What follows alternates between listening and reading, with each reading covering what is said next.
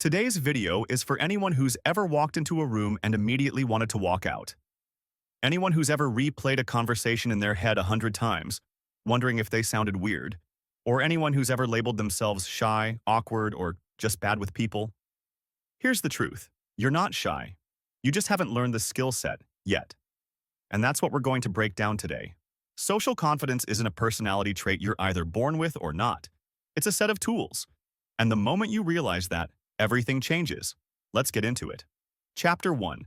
Social anxiety is ancestral, not personal. Let's go back in time for a second. Imagine you're in a tribe, thousands of years ago.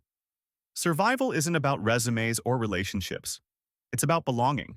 Because if you got kicked out of the group, you weren't just lonely. You were in danger. So your brain evolved to be hyper-alert to rejection, to judgment, to social signals. That social anxiety you feel before speaking up in a group, that's your brain's ancient alarm system, not a personal flaw. Understanding this helps you detach from the shame of it. You're not weak. You're wired for connection, and the fear of losing it is just part of being human. But while this wiring was useful back then, today, it often holds us back, especially if you were never taught how to navigate social life with awareness and tools. Chapter 2. Social skills aren't innate. They're built. We often assume that confident people were just born that way. But if you really pay attention, you'll realize confidence is the outcome of reps. Think of it like going to the gym.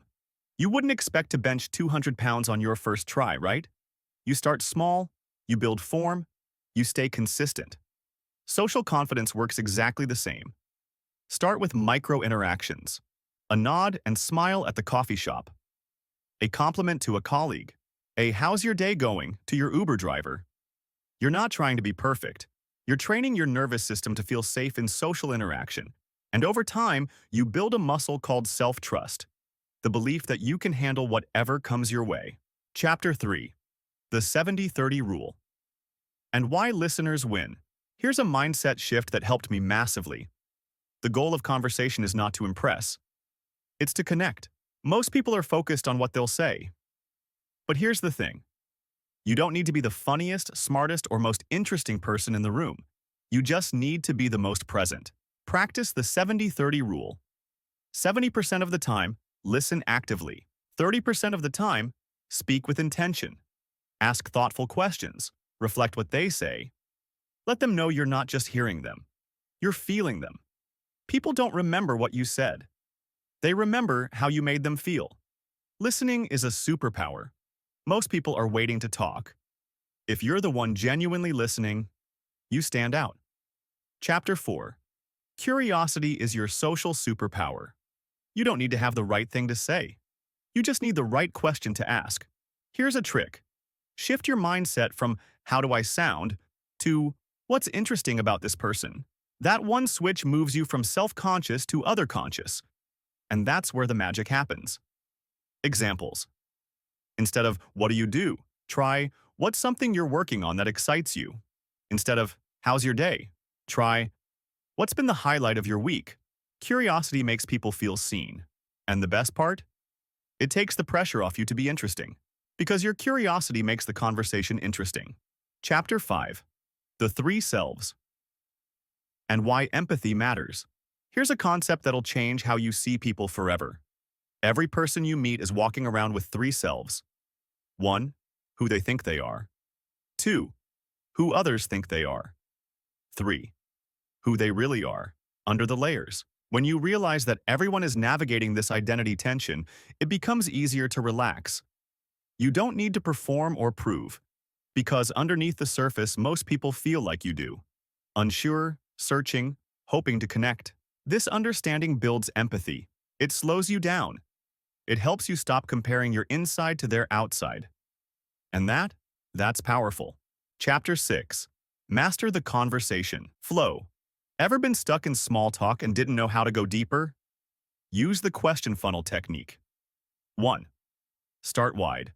How's life been lately? 2. Get narrower. What's something new you've been exploring? 3. Then go meaningful. Why is that important to you?